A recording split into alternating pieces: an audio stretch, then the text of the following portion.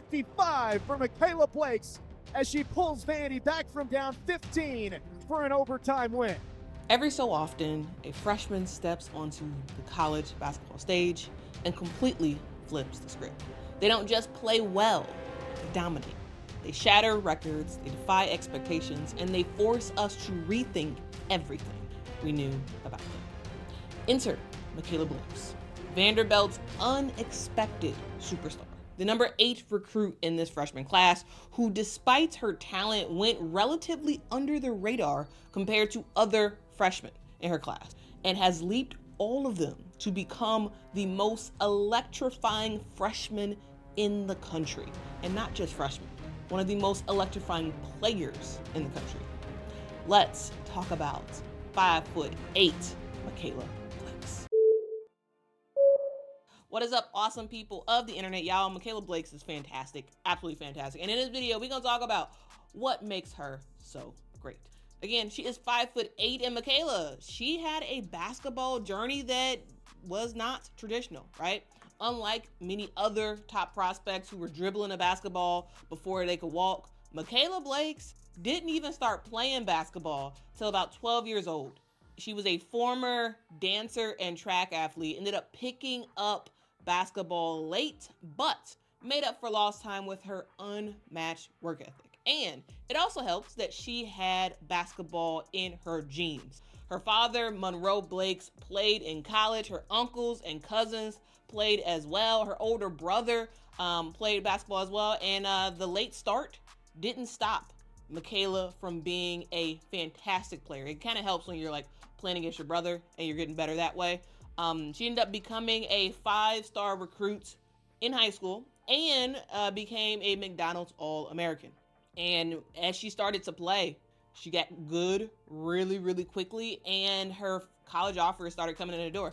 The first offer came in her freshman year from Rutgers, and from there on, she was collecting offers like Pokemon cards, basically. But still, when she made the decision to commit to Vanderbilt, few expected her to take over the way that she has.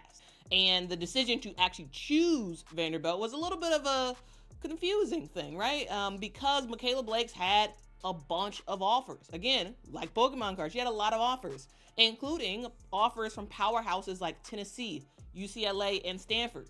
And so it makes you wonder, why would a top 10 recruit pick a school that historically has not been a major force in women's college basketball? Well, I would sum it up to 2 reasons. One, Shea Ralph, the former UConn legend turned Vanderbilt head coach, was building something very special at this program.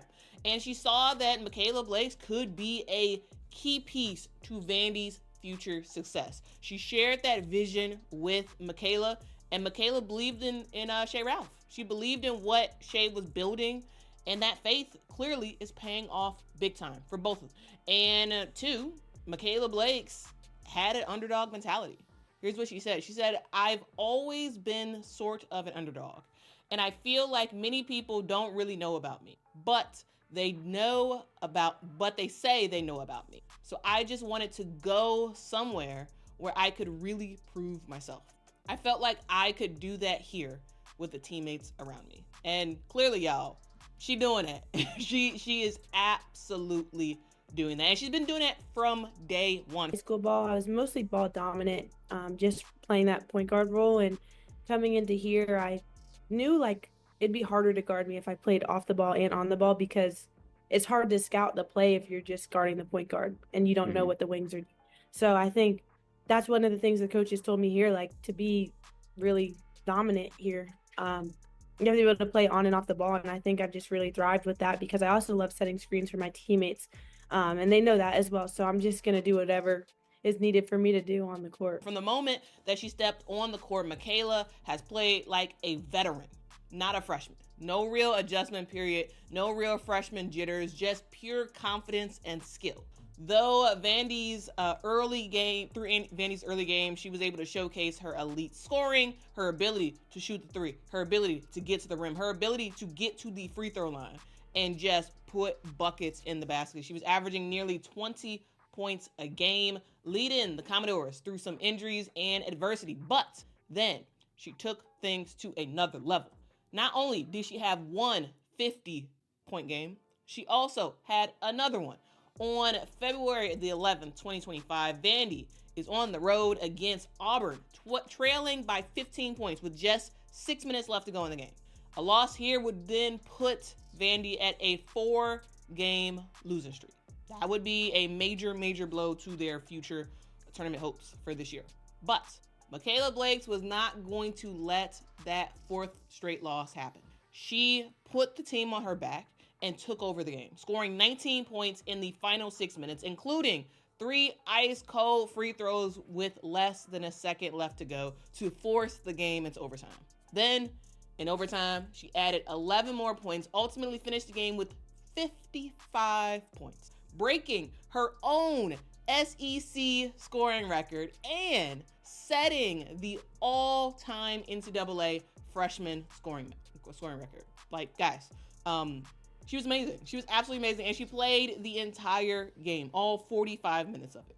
And that just wasn't a great performance, right? This was a legacy-defining performance for both Vanderbilt and specifically Mikayla Blakes, because it's like, wow, if she can do that, what more can she do, right? She's had a 55-point game. She's had a 53-point game. She scored in the 30-point range several times, several 20-point games. The lowest scoring game that she has had all season was 5 points. And she's never been in single digits ever since, right? I love to watch Mikayla Blakes play. I think she is just a amazing talent. Just, again, someone who's not necessarily a big guard, but plays like has that like big guard mentality. If you want her to take put the ball on the court and really try to make some stuff happen, get to the rim, she can do that. She can handle contact. She can get to the free throw line, and she can knock down her shots. Like that Auburn game that I was just talking about, 24 free throw attempts by Mikayla Blakes in that game. She made 23 of them. Like, yeah, she is going to be someone who will be special for a long time. But it poses a question: how great can Mikayla truly be? She's already locked up, in my opinion, the National Freshman of the Year award, and is putting together one of the greatest freshman seasons in NCAA history. With her talent, sky's the limit. How long will she really stay at Vanderbilt? Because here's the reality, guys.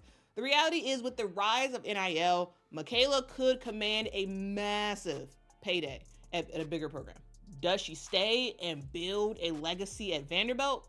Or does she chase the brightest lights and the biggest checks? Well, Mikayla's high school coach thinks that, she's in it for the long haul at Vandy.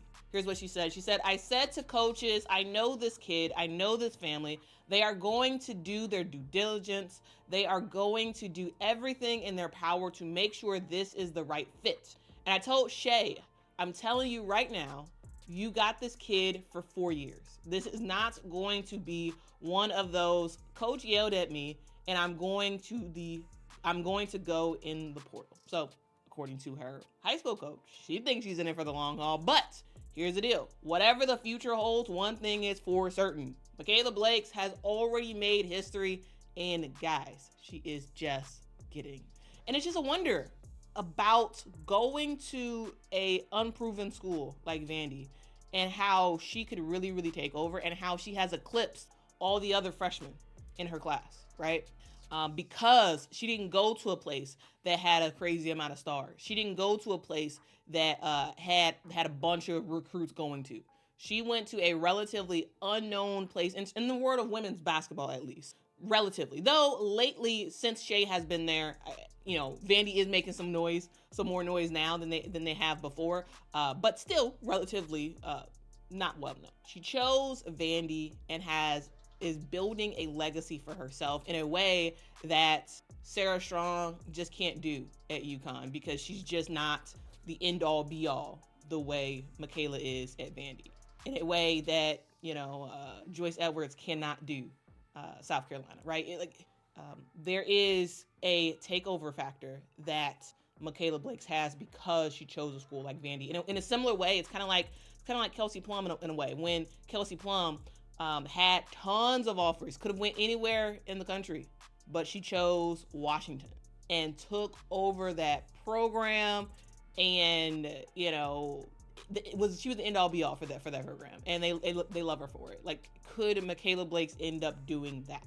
If she does, I would love it, because guys, I am a fan of the talent, like the wealth of talent being spread around, and not being concentrated on just a small amount of teams. And so I would love it if she stayed at Vandy, but also I would totally understand if she's like, you know what, I'm getting a lot of attention, I can get the bag somewhere else. Like, I understand that as well. So, like, yeah, we'll see. We'll ultimately see, guys. But my question to you is, what do you think?